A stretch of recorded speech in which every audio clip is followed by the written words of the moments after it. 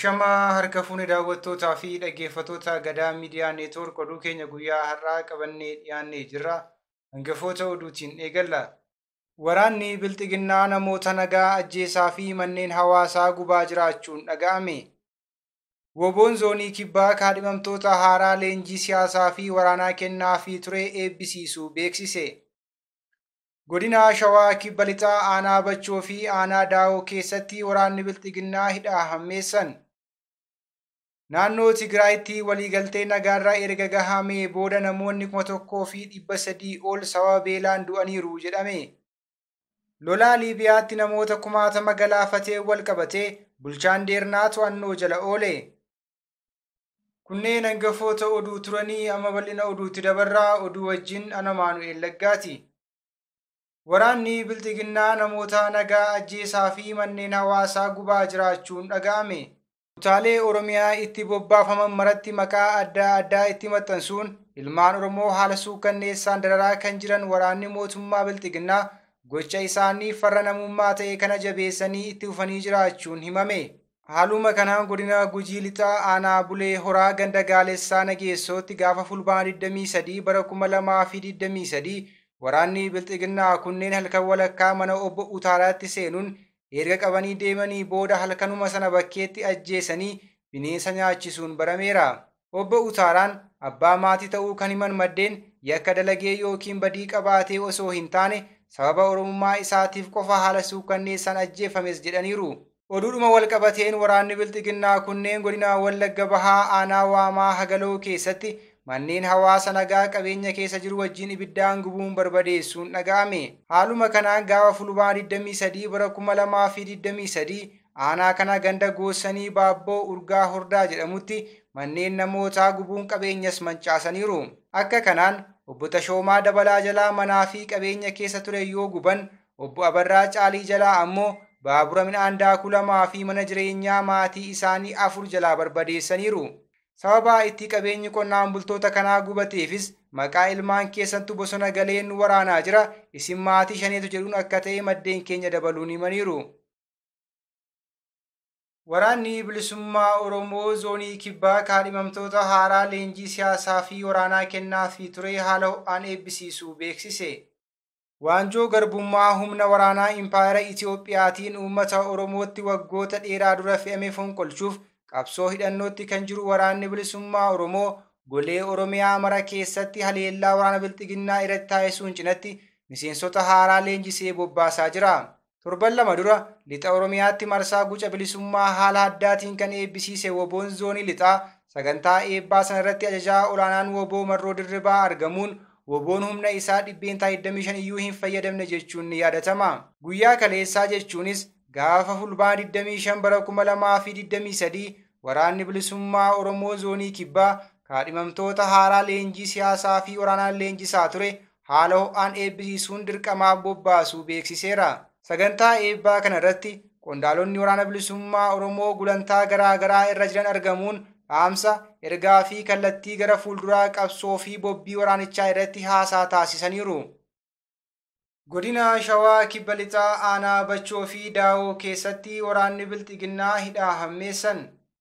Tarkaanfii jabaa waraanni Bilisummaa Oromoo torban darbe keessa aanaalee godina Shawaa Kibba Lixaa garaa garaa keessatti fudhate hordofuun waraanni Bilxiginnaa dargaggoota nagaa mana hidhaatti guuraa jiraachuun ibsame.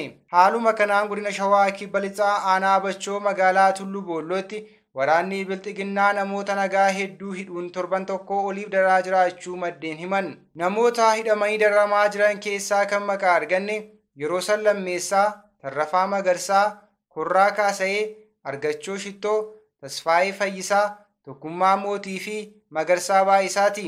Godinuma kana aanaa Daawoo keessatti haala wal fakkaatuun namoota nagaa mana hidhaatti guuruun dararaa jiraachuun barameera. Keessattuu aanaa kana magaalaa Buusaa jedhamu keessatti namoonni hedduun hidhamanii jiru. Isaan keessaa kan maqaa arganne Kabbadaa Sorsaa, Leellisaa Kumaa, Biraanuu Darajjee, Shifarraa Nugusee fi Biraanuu Margaati. Doorsisni hidhaa fi saamichi maqaa waraana Bilisummaa Oromoo waliin hidhata qabdu jedhuun aanaalee godina Shawaa Kibba Lixaa keessatti waraana Bilxiginnaatiin uummata nagaa irratti hammaatee akka jiru maddeen keenya dabaluun Gadaa Miidiyaa Neetwoorkitti himaniiru. Naannoo Tigraayitti waliigaltee nagaarraa erga gahamee booda namoonni 1,300 ol beelaan du'aniiru jedhame. Dhuma bara 2022tti mootummaan federaalaa fi humnoota Tigraay gidduu waliigalteen nagaa erga mallatteeffamee booda naannoo Tigraay keessatti namoonni 1,329 beelaan du'uu isaanii qorannoo naannichatti taasifame wabeeffachuun Associated Press gabaaseera. Tigraayitti sababni du'aa inni ijoon beela ta'uu qorannoo biiroon fayyaa naannichaa Yuunivarsiitii Maqalee waliin ta'uun geggeesse mul'iseera. Akka qorannoon kun ibsutti naannichatti duuti galmaa'e keessaa dhibbeentaan 68 kan ta'u sababa beelaatiin kan mudatedha. Hagayya 15 hanga hagayya 29 bara 2023tti ogeeyyiin fayyaa aanaalee naannichaa keessatti argaman 9 keessa manaa manatti naanna'uun akkasumas daawwannaa kaampiiwwan buqqaatotaa keessatti taasisaniin qorannoon akka geggeeffame kan eere gabaasichi naannichatti lakkoofsi namoota beelaan du'anii kan qorannoo kana irratti ibsameen ol ta'uu akka danda'us ibseera. Lakkoofsi namoota sababa beelaan du'anii akka dabaluu kan taasise dhiyeessiin deeggarsa nyaataa dhaabbilee gargaarsaa irraa dhiyaachaa ture addaan cituu akka ta'es eerameera. Qorannichi akka addeessutti dhiyeessiin gargaarsa nyaataa erga dhaabbatee booda naannichatti lakkoofsi namoota beelaan du'anii dachaan dabaleera. Lolaa Liibiyaatti namoota 60,000 galaafatee wal qabatee bulchaan Deernaa to'annoo jala oole. Bulchaan Deernaa magaalaa Liibiyaa balaa lolaan miidhamte balaa kanaan wal qabatee to'annaa jala oolfamuu aanga'ooti ibsan. Balaa ji'a kana namoota 60,000 lakkaa'aman galaafatee wal qabatee aanga'oota hedduu himataman keessaa tokko bulchaa magaalichaa Abdulmeenaam Algaayitiidha. Torban darbe jiraattonni Deernaa dheekkamuun hiriira mormii ba'uun mana jireenyaa bulchaa kanaa gubanii turan. Waajjirri abbaa alangaa waliigalaa magaalaa guddittii Tiripoolii keessa jiru wiixata ibsa kenneen aanga'ootii kunneen hidhaawwan biyyattii to'achuun itti gaafatamummaa isaanii ture kanaaf himata yakkaa irratti banneerraa jedhe. Abba Algaayitii dabalatee aanga'oonni tokko tokko dhaddachi geggeeffamuun dura to'annoo jala oolfamaniiru. Hidhaa Deernaa keessatti jiguun balaa lolaa guddaa fidan kana suphuuf fandii ba'uu qisaasessuu dabalatee waajjirri abbaa alangaa waliigalaa aanga'oota kana yakka hedduun himateera. Dabaluunis aanga'ooti kun of eeggannoo dursaa barbaachisu maalla galchee kan jedhuun dhiisuun isaanii Liibiyaatti lolaa lubbuu namoota hedduu galaafatee fi kufaatii dinagdee uumeeraa jedha waajjirri abbaa alangaa waliigalaa. Abba Algaayitiin dabalataan aangoo isaanii seeraan ala fayyadamuun himatameera. Liibiyaan bulchiisa wal morkatan lama tokko bahaan tokko ammoo lixaan bakka lamatti hiramtee jirti. Waajjirri abbaa alangaa Tiripoolii lixa keessa waan jiruuf ajaji to'annaa jala oolfachuu kun baha biyyattii keessatti hagam hojiirra ooluu akka danda'u ifaa miti.